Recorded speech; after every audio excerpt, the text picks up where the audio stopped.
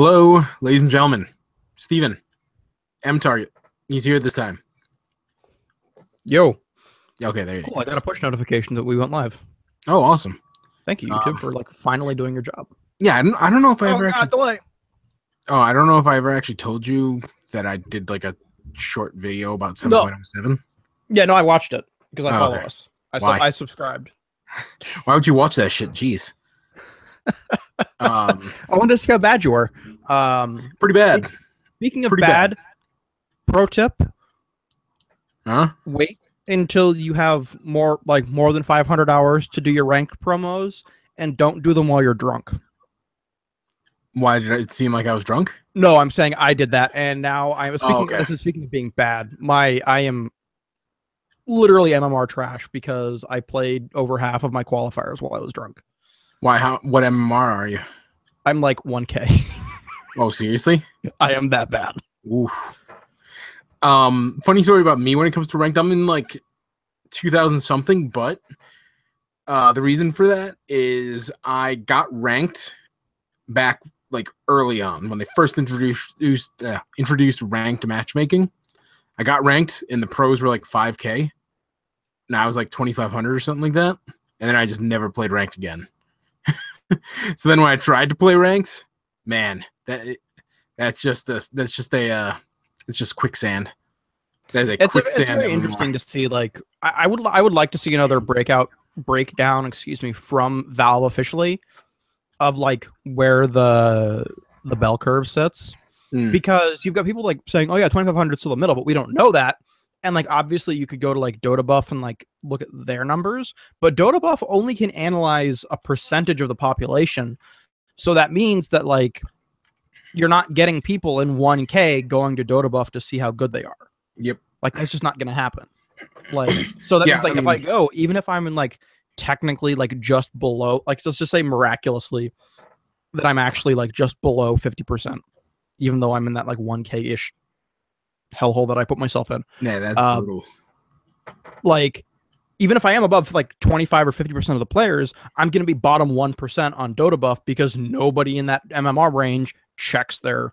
Yeah, I was about to say, there's a pretty significant contingent of Dota 2 players that don't even know that whole enable stats thing is in the menu. Yep. Or have even heard of Dota Buff. So, yeah. But anyway, we're not here to talk about us yet. We're here to talk about Dota 2 because it's been 2 or 3 weeks now, and a bunch of shit has happened. So we've had 2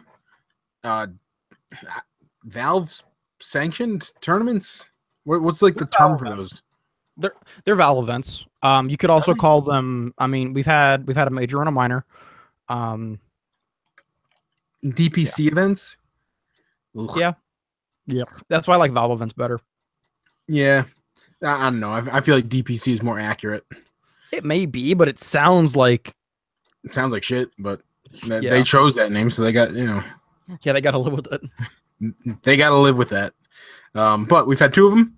We had the ESL 1 Hamburg Major, and more recently, we had the Dota Pit Minor in Hamburg and Split, Croatia, respectively.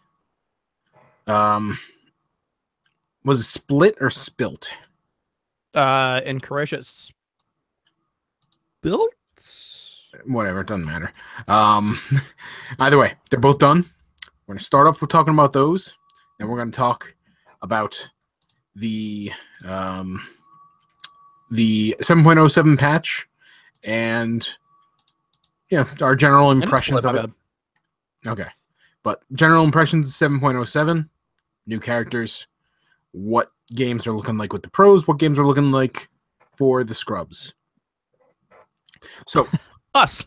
Yes. And most people, pretty much everybody's a scrub. Yeah. There's no shame in being a scrub. If you're below like 6.5K, you're a scrub. Just accept it. Yeah. There's no shame in being a scrub. It's just not knowing that you're a scrub is the problem.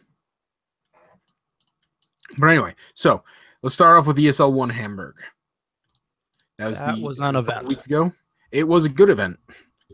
We had some solid Dota 2 action. There's a lot of initially there was a whole lot of stupid complaining about how many commercials there were, which was somewhat justified because day one of the event, it was stupid. Day one of the event had a lot of technical difficulties and things that caused delays. Yeah. And so I've got to give them some credit here. Games. Yeah. So you had like, you didn't have as high of a number of games as you should have, blah, blah, blah. But something that I guess the problem is that people are used to, oh, I see the word Valve on the event, there are going to be 0 ads. Because Valve just kind of pees in a cup and leaves it and calls that, the money that they made off the event. That's it. They don't, because Valve doesn't care. Valve makes their money off of Dota, off of in-game items. Yep. Guess what? All of these DPC events, unless Valve decides to put up more money, unless Valve decides they might. Well, yeah, we'll get to that in a minute. Or TI, you're gonna need sponsors, and beyond just like sponsors, like you'll see for the TI eventually, etc., where they're just kind of there. Sorry, I just we always see a Red Bull, we always see a Monster, we always see a Twitch. Yeah. So, anyways, point being is that you're gonna see more. You're gonna have to see ads, and here's the thing: is I would rather watch. Okay, 5 minutes of ads kind of sucks, but I would rather, quite frankly, have 5 minutes of ads than have 5 minutes of that awful generic EDM. Oh yeah, that you see going on. Like I was watching some BTS Summit qualifiers on a computer that I don't have Twitch logged into. I was just borrowing a screen upstairs while I was doing some cleaning the house and whatever else. And I forgot that there were ads because I've got Amazon Prime, so I've got Twitch Prime, so I don't have ads. Normally. And so normally you get all that music, and I got ads, and it was actually slightly more engaging because there were voices talking at me instead of music. Yeah. So as somebody who grew up on television and like having to watch ads and understanding how that works, as somebody that has a bit of a background in business as well, deal with that. Unless you guys want to start pay-per-viewing this shit, and believe me, y'all can't afford pay-per-viewing to cover the cost of Hamburg. Keep in mind, they did back in the day have the tickets for events in the client. Yeah, but not, like true pay-per-view, because you still had ads. Like I'm talking like, you want to put down $100 for Hamburg? You want to go full UFC here? Well, UFC doesn't do 100, but they do, whatever other amounts. 100 is exclusively set for the big Mayweather fights, and that's it. Fair enough. The big Mayweather Pacquiao and Mayweather McGregor. We're the only ones so far, I think. But anyway, yeah. And also, I will note, this is a topic I have discussed repeatedly, they had a pretty darn nice portfolio of sponsors. And not just in terms of number, but not just in terms of quantity, but also in terms of quality. The stars of the show in that regard were Mercedes-Benz, which, like, actually... That did way too well. I don't think Mercedes was expecting the memes to take off quite so well, but I'm pretty sure that Mercedes is going to be getting free advertising for that damn E-Class sedan for the next 6 months. Oh yeah, for sure. And I've specifically brought it up before. That's a sponsor you want to have. You would much rather have Mercedes-Benz than, Totino's Pizza Rolls, who also sponsored. I like who also sponsored there. But Totino's Pizza Rolls are great. I disagree. They're awful, but they're also... Well, no, if you look at me, you will tell that I am an aficionado of gross food. Totino, I do not like Totino's Pizza Rolls, even though I will eat a KFC double down, but I'm not fucking touching pizza rolls. I really shouldn't be judging. I've got a Little Caesars pizza over here, but God, the double down is just too greasy. In defense of Little Caesars, the price to quantity ratio, excellent. Price to quality ratio even isn't awful. That's I would not disagree with you in that regard either. So Little Caesars doing well. Sponsor us. And they had the other usual roundup of sponsors. They had Logitech. They had Need for Seat or whatever it was. They had a couple the official ESL partner for chairs, Maxnomic / Need for Seat, have been partnered with ESL since like 2014. Yeah, they also had some local sponsors in Gerolsteiner and Wüstenrot. I actually the bank. Huh? No, never mind. Continue. I thought they had a German bank in there as well. Okay, but they sell Gerolsteiner in my local grocery store. Yeah, I would not have noticed otherwise. So you got your money's worth, Gerolsteiner. Did you consider buying any? I not really, because I'm not a mineral water person, and I'm especially not just a pure carbonated water person. Fair enough. I drink water, but I don't drink carbonated. 100%. Oh, I loathe seltzer. I used to, and then I got hooked on this stuff when I was trying to quit soda, and it just. But yeah, like LaCroix. Fuck that. Yep. Yeah, LaCroix is or LaCroix, or however you want to pronounce it, is just. It's LaCroix. LaCroix. Sponsor us, and then I'll say it's good. But anyway, so they had a good portfolio of sponsors. They had a professional-looking event. Everything was good. $1 million prize pool. I say everything was good. The format. Was it $1 million or was it $500,000? It was $1 million. They put up a $500,000. Val put up the other $500,000. So it was $1 million prize pool. That's right. Yeah. But so there was a bit of controversy about the format of the event, given that it was a major, but went with a usual 8-team, eliminate 4 in the group stages, best of 3s in the 4-team playoffs, best of 1s in the first round of group stages. A lot of people didn't like that. It was kind of, it kind of was a result of the fact that it wasn't supposed to be a major initially. And they just kind of like made it a major because somebody needed to be a first major. And I mean, they also had put up the money already. So, because I mean, ESL was putting up a big event like that and it wanted to be more entertaining, more prestigious. Well, and I think you're not going to get, come here. Oh my God. Oh, sorry about that. It's a kitty cat. Yes. But you're not going to get Mercedes-Benz to sponsor an event with a $100,000 prize pool. What's that pizza? Sponsor an event's got $1 million prize pool, but they're not going to sponsor an event that's $300,000 prize pool. Yeah. So. Yeah. And we will get an ESL 1 major at some point in 2018, I think in Poland. Yes, Katowice. Yes. So, and I think it's going to be a 16-team thing. So, again, it was less than ideal.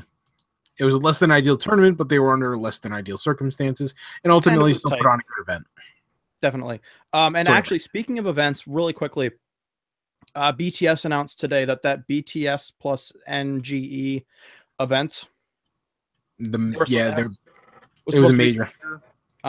In early spring is canceled. Yep. TLDR, my guess is that I received a no comment from a BTS employee. My guess is that the money just didn't line up and the scheduling didn't line up, and okay, no, you're not allowed there. No. So sorry, he's feeling extra lonely today, otherwise I'd just kick him out. Oh. But yeah, that's canceled. But in terms of pure results for ESL 1 Hamburg, no real surprises. Yep. In first place.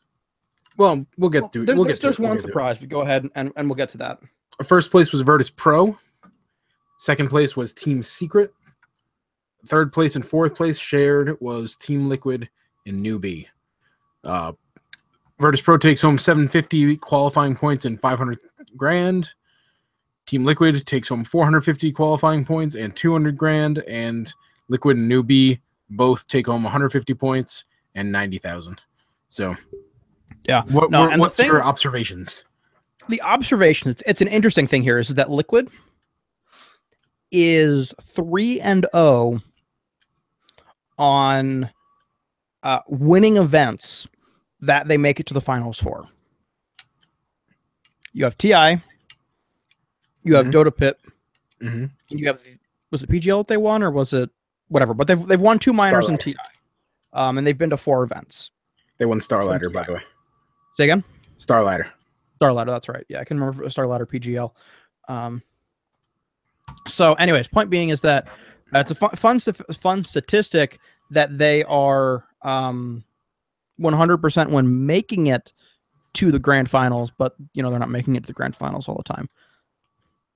But again, I mean, I watched the event. They didn't deserve to win that event. Yeah, they still put on a good performance, but that was Virtus Pro's weekend. VP was very, very good that weekend. Yeah, that was like the ideal version of VP. Yes, that was. They played their kill everything style Dota, and then if the game got past the point where you could just kill everything, they farmed efficiently. Their drafts were good. Everything was perfect. They won in convincing fashion, and they are now sitting atop the Dota Pro circuit, specifically based on that win. Yes, they are sitting at 2,295 points. They did get some points from some other stuff, so it's not like that's just from one other thing. Yeah, but still, it's so in terms of 2,295, it's not what you'd get from one win, is what I'm saying. Yeah. And then you have Team Secret at second with 1,440. Again, second place is 90% of that, but a few points from. Let's hold off on this net for now. Sorry, you're right, my bad. I got ahead of myself. Yeah. So Virtus Pro looked phenomenal. Won in Hamburg. We had Team Secret in second. They looked pretty darn good, particularly in the group stages. The best of 1 to EG, which you can take that for what it's worth. But they 2-1 newbie, 2-1 liquid. That's something. 100% something. And third and fourth place, Liquid went over them, newbie. This is a really important event for newbie because they looked really, really bad in Star Ladder. And I think they've washed out of a couple of qualifiers, 1 or 2 qualifiers. They did. They did have I forgot the qualifier now, but they did wash out of a couple qualifiers. And the events they were invited to, they just have not looked amazing yet so far. So and very quickly, speaking of qualifiers and invitations, Virtus Pro will not be participating in Summit 8 or whatever that we're on. Unless they go through the qualifier system, because they were not invited, because their manager told BTS that they would not be participating in any major or any minors, including ones they were invited to. So they said, cool, we have no interest. If you guys don't want to, if you guys are going to reject an invite, then we're not going to bother sending you one. And then everybody gets mad that they didn't invite the reigning Summit champion. And it's like, hey, they told us they didn't want to come. So, which the manager then denied, but who cares, honestly? Yeah, in that case, I side with the tournament organizer there, because if I'm a TO, I always want the biggest and flashiest and returning champions. And Navi. And Navi. Well, that goes under biggest and flashiest. You want 7 good teams in Navi. You want 7 good teams in Navi. Yes. Ideally, you want Navi to be in top form, Alliance to be in top form, Liquid to be in top form, EG to be in top form. You just want it to be 2013. Straight up. No, well, yes, you do. But... and then pick whatever the flavor of the month is from China that's, watching your time zone. But oh my God. Newbie. They needed to look good here, and they did. Yes. And then so it looks all is not lost. Bottom half of the bracket, there's a pretty big difference. Keen Gaming didn't look bad. They didn't look bad, but they definitely had some rough ones. Also running into some things that... Yeah, they didn't look out of place necessarily, but you could tell that they were one of the weaker teams at the tournament. Not a bad thing, the fact that they got there at all, because they went through a murderer's row in that qualifier. Yes, they did. The fact that they got there at all was an achievement. So... there might be something there, and we'll see in the coming months, especially with the new patch. If they can get ahead of the curve on that, could be doing some good things. Evil Geniuses washed out, but you can't really blame them. I don't think their performances weren't necessarily bad, and they ultimately washed out of the group stages behind Team Secret and Newbie, and there's not really any shame in that. Not at all. Would you stop trying to play with that pen? Sorry. On the other side, SG Esports still looking pretty darn free. Looking free, but not. I'm trying to think of the nicest way to put this, because they still look like eighth. They still look like free eighth placers, but they look like eighth placers instead of ninth or 10th placers that are sitting in that eighth place spot, I think is the way to put it. That's very generous of you. Fine. Call me generous. I think that they look like they deserve to be there. We get it. Like, they picked up wins. Yes, that's a good way to put it. They did pick up some wins. You can always make the argument that okay, fine. You want to sit on my shoulders? Sit on my shoulders. Where are you? Just perch it on your seat. But yeah, so you can always make the argument that, like, somebody better could be there, but you have to consider that, like, you really just can't invite the best 8 teams from the world, period, to an event, because you have to have some semblance of regionality to it. Otherwise, Valve is demanding you have a South international American competition. Yeah, Valve is demanding you have a South American team in order to qualify for DPC stuff. So yep. And quite frankly, I have nothing. I don't see anything wrong with that. Like, we've already had the debate, so I'm not going to, like, do the full debate again. But South America is looking free. They're not looking free low. They're looking, okay, fine, it's a W, but it's not like, it's a W. Real quick on this topic, if Dream League is allowed to have a joint CIS EU qualifier, I don't see why they shouldn't be able to have a North America, South America qualifier. But anyway, so that was ESL 1 Hamburg. Although there will be some complaints there. Quite frankly, there should have been more complaints about the fact there was an EU CIS qualifier. So yeah, well, I mean, they also had 4 spots up for grabs. So sure, at least you're ultimately playing for plenty. It's looking. Obviously, it's not done yet, but it's looking like, you know, the logical top 2 CIS teams and the top 2 EU teams are both going to get through. So, you know, again, it's not really fair, because that's ultimately the results you want and the results you would expect, that just happen to be kind of mitigating any kind of complaining about it. But anyway, heading over to the pit. Dota pit, much less clean of an event, I would say, both in terms of the actual execution of the event on the part of the organizers and as well as the play. When it comes to the play, that's to be expected, because that was a couple of days. It started on Thursday. I think the patch for 7.07 dropped on Tuesday. It dropped on Monday. It dropped early. Okay. But it dropped late Monday. All right. Yeah, so they were just... Ow. Oh, my God. You just talk for a moment. I'll be right back. Yeah. So, patch, it was just a couple days into the brand new patch, so not everybody was 100% comfortable with everything. Even then, we didn't have an especially shocking, we didn't have any major surprises in terms of who placed where. First place team was Team Liquid. Looked phenomenal. We're kind of expecting that at this point, even though they didn't make it as far in ESL 1 Hamburg. If you had any kind of thoughts that they might have some cracks in the armor, they were like, nah, man, in Croatia. Second place was Vici Gaming. They were kind of in the same boat as Newbie. They were actually the not direct invites. They were the Chinese qualifiers to Star Ladder. And along with Navi, looked pretty effing bad, both in that tournament and in some of the other qualifiers. They weren't looking as bad, you could argue, as Newbie, because they were picking up wins in other qualifiers, including this one. But they needed to look good here, and second place is pretty good. So Newbie, once again. Yeah, I was talking about Vici. Newbie, third place. Again, they were on shakier footing, even though they did have that good performance in Hamburg. Now they're on solid footing. Like, this is the Newbie you would expect them to be. They have a great lineup. They're working well together. They should be a top-end team, which is to be expected, because they're a pretty darn good team. Virtus Pro, fourth place. Took home 15 qualifying points. Should note that it's the usual 150, 90 for first and second place. Since there was an actual third place, fourth place, there was 45 points for Newbie, 15 points for Virtus Pro.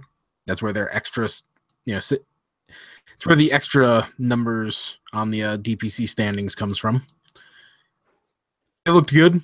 They just happened to lose to Newbie in a best of 1. So, no real surprises. Bottom half of the tournament was SG Esports and OG in 5th, 6th. Immortals and Fnatic in 7th, 8th. Fnatic, I will say, not looking too hot. They had a little. I mean, the specific thing I said to you a couple weeks back, I think for Hamburg, was these EE teams are a lot better when they can actually stumble their way into a win sometimes. Not doing that lately. Yeah, no, it's They did pick up a win over Virtus Pro, which is something. And they did ultimately wash out of the tournament in a best of 1, which is not necessarily the best way to grade them.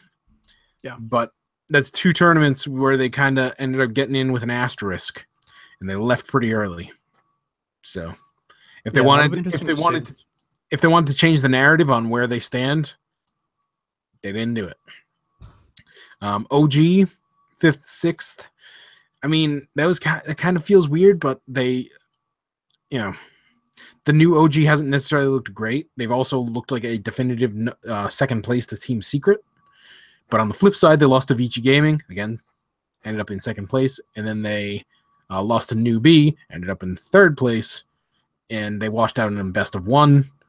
So you can't really draw any serious conclusions about that. And finally, Immortals, along with Fnatic in last place. They got 2-0'd by Team Liquid. Ended up getting upset by SG Esports. So that kind of speaks to the whole SG Esports can pick up the occasional win, but it's not ideal for Immortals, who are still kind of trying to really, fully cement themselves. They're kind of, North America is kind of up in the air because EG has kind of looked not as good as they could be. So a really good performance here would have helped them a lot, and they didn't get it. Yeah, I agree. And that was the Dota Pit. Now, just real quick, we're going over the Dota Pro Circuit rankings after 4 tournaments now.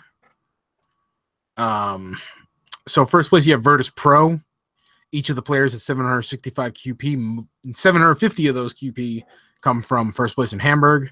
You have Secret in a relatively distant 2nd. Just because they've been picking up points in a bunch of different places, no. They got 2nd place in Hamburg, and that was most of their points.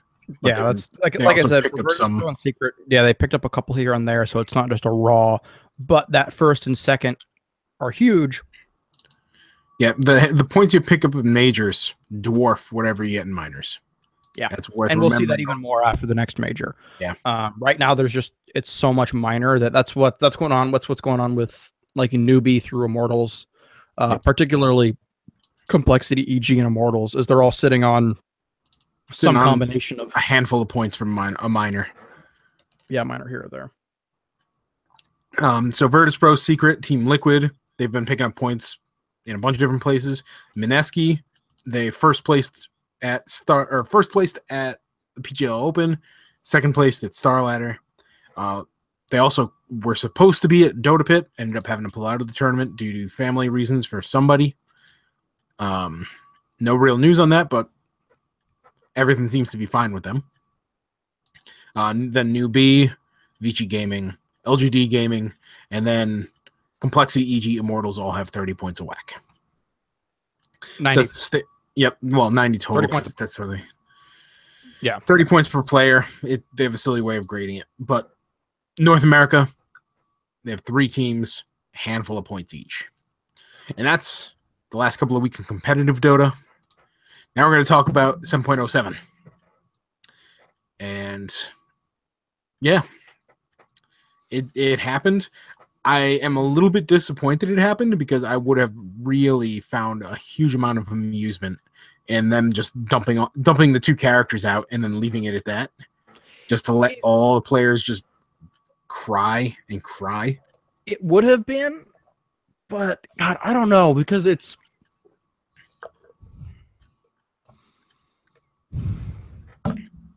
It's been fun. I have enjoyed this patch. It's been looking good so far. There's been some bags of bullshit, but a lot of the game feels like we Dota Imba now. The game, you know, especially in some of those 20 and 25 talents that we're hitting, for example, if you can get a CM to level 20, she gets 250 attack speed. That's funny.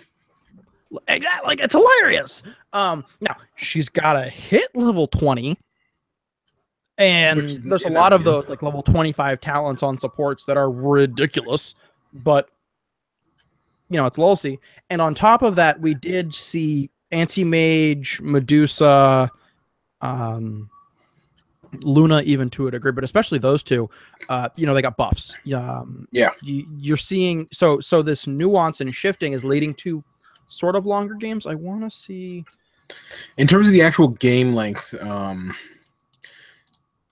Dota Pit had some longer games, but generally speaking, we've seen a reduction in game length over the last couple of months. It doesn't, you know, not working with a huge sample size here. Well, that's what I'm trying to find right now. Yeah. I will note that Team Liquid versus Vici Gaming in the finals to Dota Pit had 3 sub 30-minute games in it, all of which Liquid won. Yeah, Vici Gaming ended up getting up 2-0, and then Liquid was like, okay, let's just win. And then 21 minutes, 26 minutes, 22 minutes. So generally speaking, games seem to be shorter. Well, they had definitely been trending shorter, and then there's a question of what's going to happen. And pubs are definitely feeling a little bit longer, but also part of that's because there's a lot of things that have like shifted slightly, and people don't know how to play. They're not feeling quite as confident, and so they're not pushing out as hard. Where is this? I'm trying to remember how to pull data out of like Dota buff and stuff, and it's just not. Yeah, but don't worry about that. Yeah. So I was just curious to see if I could get, you know, an actual statistic and not, well, it feels like. So a bunch of heroes got reworked. Which of them have you played? I've played both the new heroes, Bangalore and Willow. I'm not touching Morphling because he got murdered. Who else got reworked? I'm trying to think. Wraith King. I've not played him yet, but I've watched him and I want to play him. Yeah, it seems pretty silly. Pretty silly. It's silly, but it also seems like it actually works. I have a friend who I partied with, and he played him. He likes beefy characters in general, and the Wraith King rework with just like spawning a bunch of skeletons and then having them just roam around and do your bidding but not do your bidding, kind of do your bidding. They kill things for you, but that's it. Because you don't control them. Well, you can get them to attack something if you use your Wraith Fire Blast, which is good. Which is something. But yeah, so you're also still Wraith King, so you don't have a bunch of mana. Yeah. So I think I will say Anti-Mage got a minor rework. Not really a rework. He got some tweaks to his talents, and it made him interesting. And then he got nerfed slightly because they cranked some stats a little too hard on him. Yeah, for those who haven't played yet, Anti-Mage, now when it has a talent where you can set it so if he blinks, he will leave behind an illusion that you can't control, but will still fuck everyone's mana. Yeah, so the best thing to do with that is, like, if you're farming, like, say you're jungle camping, and there's, 1 or 2 hits left on the creeps, jump to the next camp, and just let your illusion finish it. Oh my god, does that ramp up your farming so much? Oh, yeah. Yeah, it's... You got that. You've got, some again, like if you blink away and then somebody's trying to chase you and then they want to blink after you. Nope, I'm going to attack you. You can't do that. It's great. But again, it's annoying more than anything else. Honestly, right now, if you're looking at your pubs, Anti-Mage, the biggest thing is that we saw, because of the way that laning stage got tweaked, no more Poor Man's Shield, which means that melee heroes, particularly agility carries, are weaker because they don't have that extra poke protection. Yeah. But we're seeing so many of them right now that it's just like freeload, pick an off lane hero that is ranged. Yep. So I will pick note your Nature's Prophets, pick your weird stuff, and just harass. Yeah, I'll note that we've seen a lot, and I mean a lot of ranged cores in pro play so far. Viper is still Viper, Puck is still Puck, Queen of Pain is still Queen of Pain, but we've seen, I would say, an uptick maybe in Nature's Prophet, and we're also seeing a fair number of Medusas. Like Medusa seems to be Medusa and Undying are the two heroes that seem to be really like, these are the guys that everybody likes right now. May not hold up long term. Those are the two heroes that everybody seems to really like right now. Especially on pro play, I agree. And again, it'll be interesting to see sort of what happens as 7.07B fleshes out. We did see just a couple days of 7.07A before they did tweak some stuff, which is kind of to be expected when you consider big patch. Big patch. Patch, here we go. So patch 7.07, most played in pubs, not in pro play. Pudge, Dark Willow, PA, Pangolier, Sniper, Invoker, Anti-Mage, Riki, Marana, Jug. Bloodseeker, Legion Commander, Sven. Pudge being most picked, not a surprise, but he's down. Pudge, like, all time is, like, slightly over 50%. Actually, no, he's dropped. He used to be over 50%. Now he's in the 30s. But at one point, like, not even joking, like, Pudge was literally over half of all your games. But in 7.07B, Pudge, PA, Sniper, Invoker, Anti-Mage, Dark Willow, Pangolier, Spirit Breaker, because Spirit Breaker, great against a couple of those. Shadow Fiend, Riki didn't get a rework, but he did get some buffs in his talents, so we're seeing him up there. Marana, again, it's kind of funky farming hero. Jug is Jug. They also made her, like, they added charges to leap, which makes her much. If you're a bad player who wants to solo offlane as Marana, it's a lot easier now. Yep, because you just go leap, leap, run away. But yeah, so it'll be interesting to see sort of how this continues going further. Let me see if.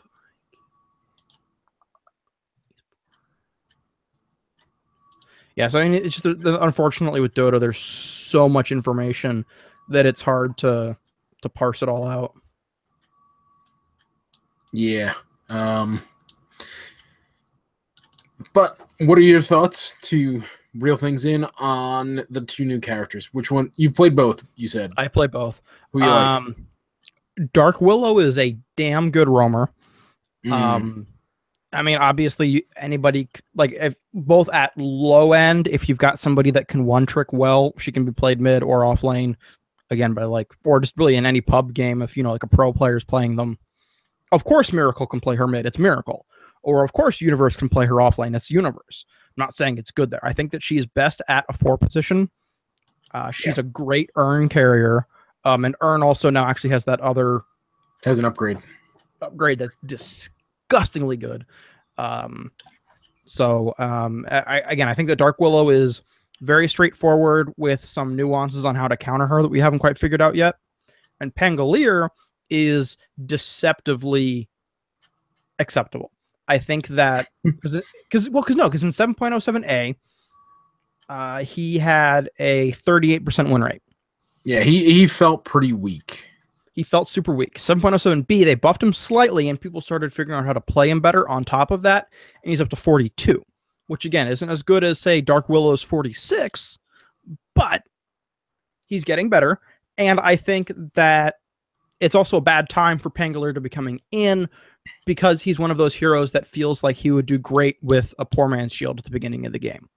Yeah. Is he agility or strength? I don't remember right now. He is... I'm going to check because he is agi.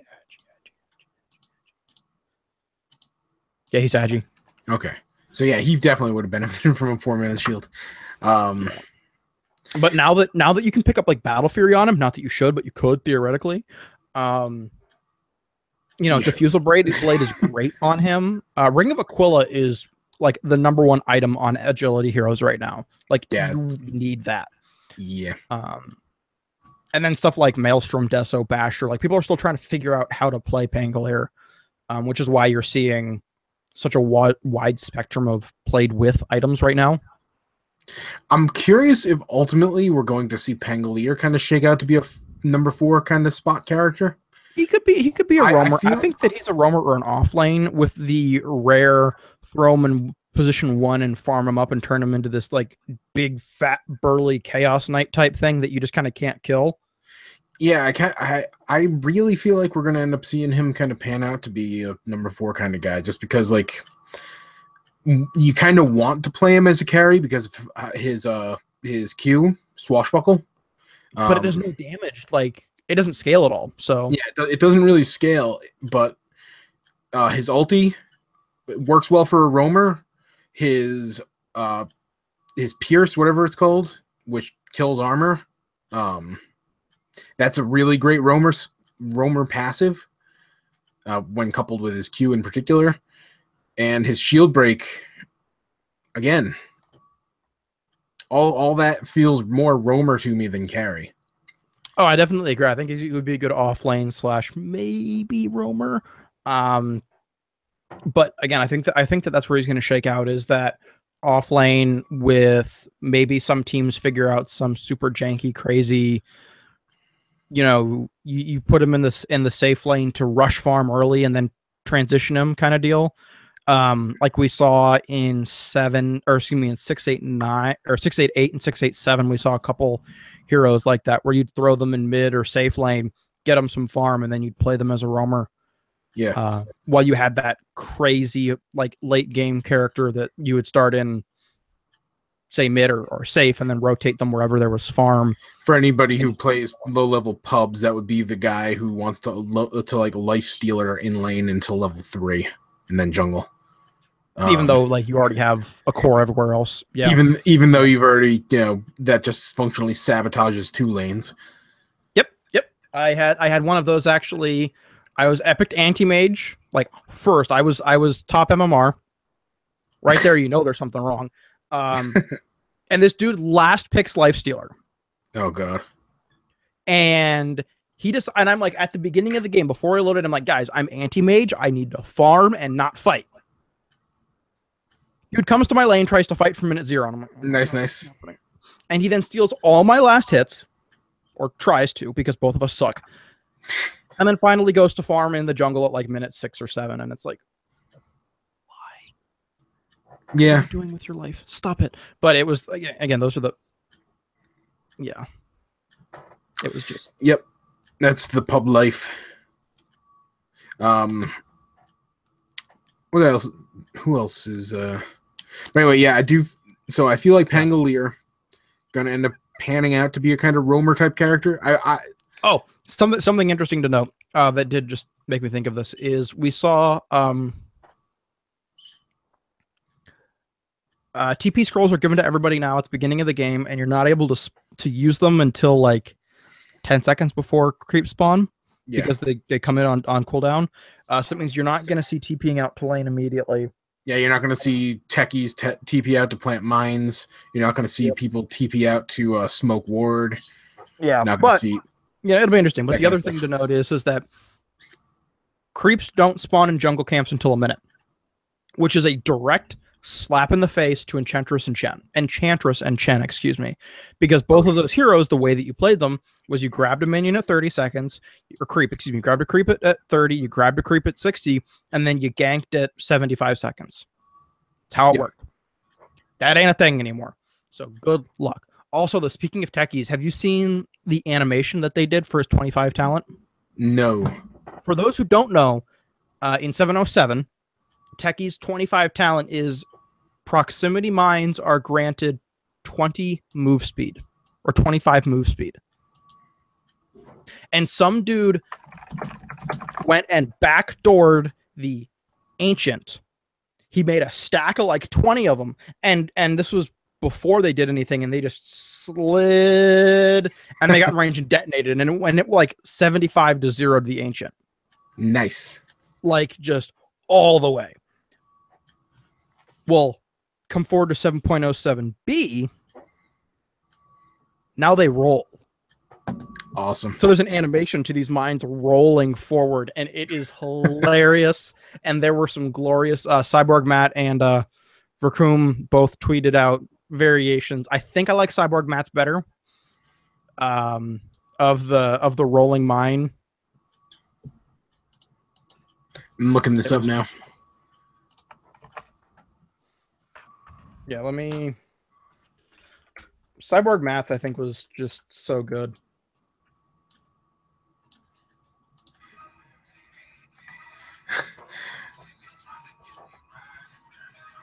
Okay. Okay, so with Vercooms, they see me rolling for them as they slowly approach an enemy, which is hilarious. But yeah, it's great. That's like a fun one that I hope to see and hope to be able to backdoor an ancient with, but realistically, I know it's not going to happen.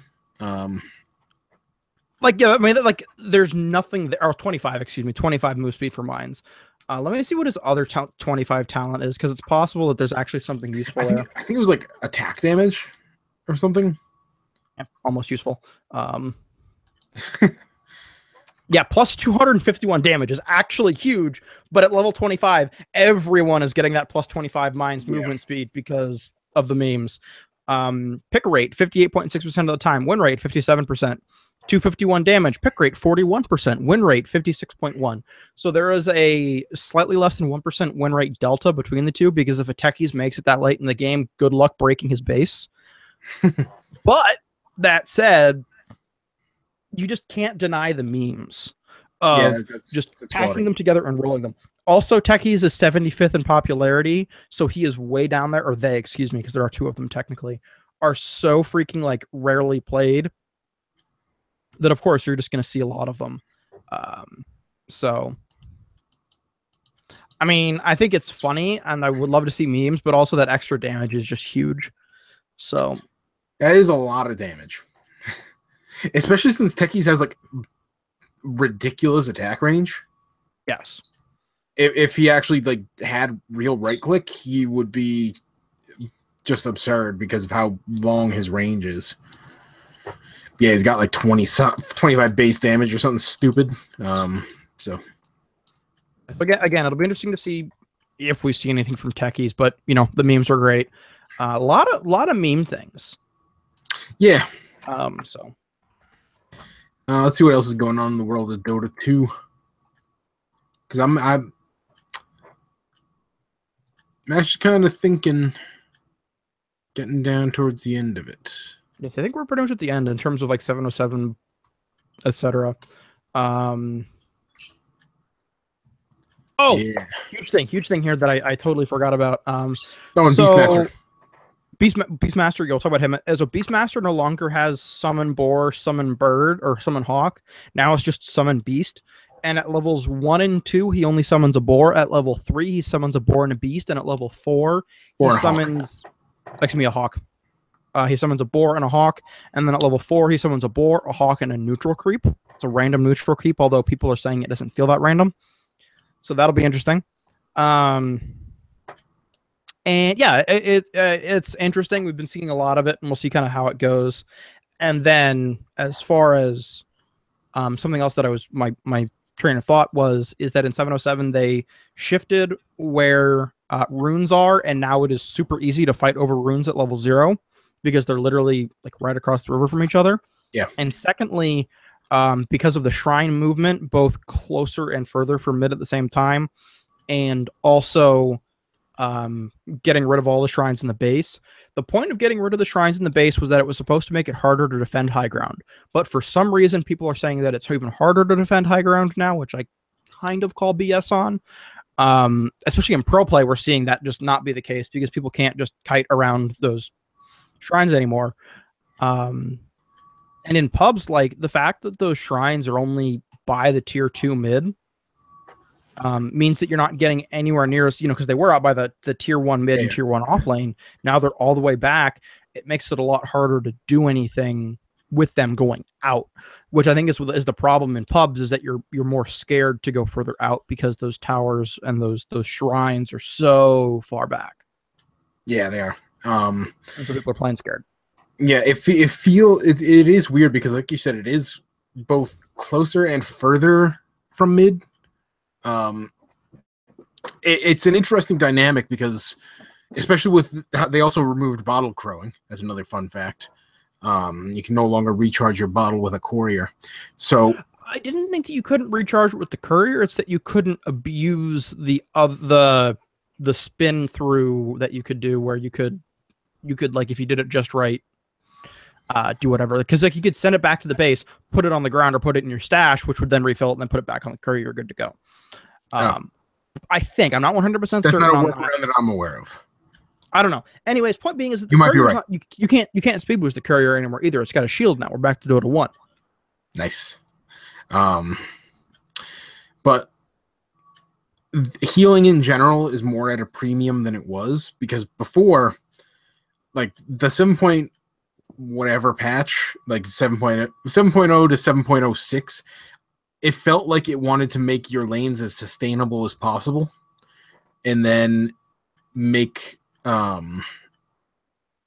lanes as sustainable as possible, and make it so you can get as much experience as possible. That included the bounty runes, that included the extra creep mid, etc., etc., etc. And then you can heal so you can get back to lane faster, so you can level up faster, which in theory will end the game faster. That's all gone, except for the bounty runes. The bounty runes are still there. But yeah, in general, it's a weird dynamic of them trying. It seems like they're trying to slow down the game, maybe, but it's not working like that. Well, I think that they're slowing down the early game a bit, and it's working. And the problem is that in casual play, it's working a little too well, and people are going, "Oh, okay, time to go full late game," and then you get these 40 to 60-minute games. But in pro play, it's like, okay, cool, time to be a little bit more efficient. Really crack down on this stuff. You see the pros, cracking their knuckles and then just busting it out, which I think is a good thing. I think that it's good to see a shift, because there definitely is one. Actually, let me check that really quick.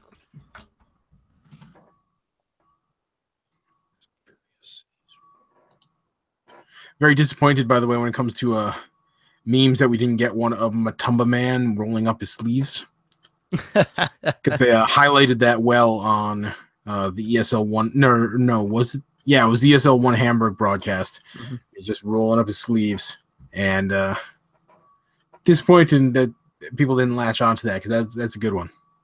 Yeah, so I'm seeing. Let's see. I'm trying to sort through all of the because there's a lot of stuff that's getting played on league tickets that aren't actually like real matches. A lot of Face It League stuff, because Face It, of course, has a ticket. Yeah. Thanks, Valve. And the other problem is a lot of qualifier stuff. Like even the captain draft stuff isn't really showing up on the ticket as well. Actually, let me just go here. Here we go.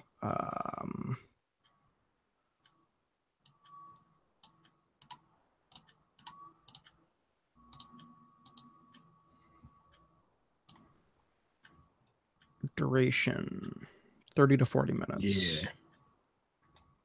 Most of them, yeah, or not most, but a decent chunk. So it looks like you're seeing a good sort of. You're not seeing the ramp into weird stuff going on, but you're seeing, okay, just kind of slow, steady, go. So I think it'll be good. Again, plenty of time to go forward, but I think we're also kind of hitting that wall of stuff to talk about.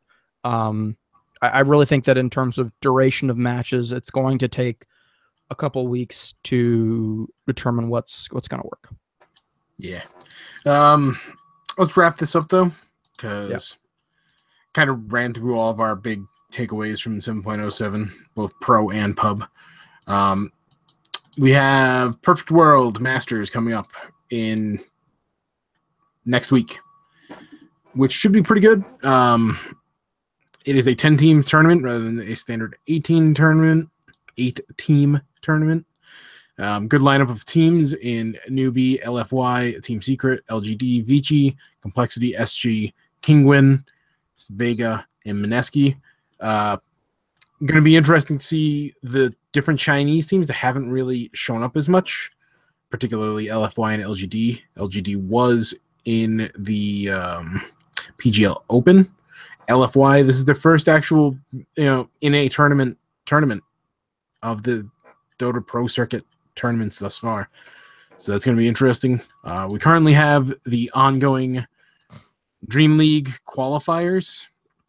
The EU and CIS, they have like a round robin setup that's going on right now. And then for North America and Southeast Asia, both of those are underway. Infamous won the South American qualifier. Newbie won the Chinese qualifier. If I recall correctly, those are just 4-team tournaments. And yeah, this is going on. Anything else you want to say? Nope. All right, gonna let y'all go. If we go on anything else, it's gonna be another hour of us rambling. So yeah, probably. We should call it now. Yeah. All right, everybody, like, comment, subscribe. Talk about something in the comments section. What should they talk about? Predictions for 707. Who do you think is going to be the best hero this patch? Yes. What lane?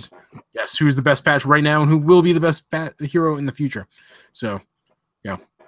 And follow us on Twitter because it's in the description. I started doing that. So everybody have a great one.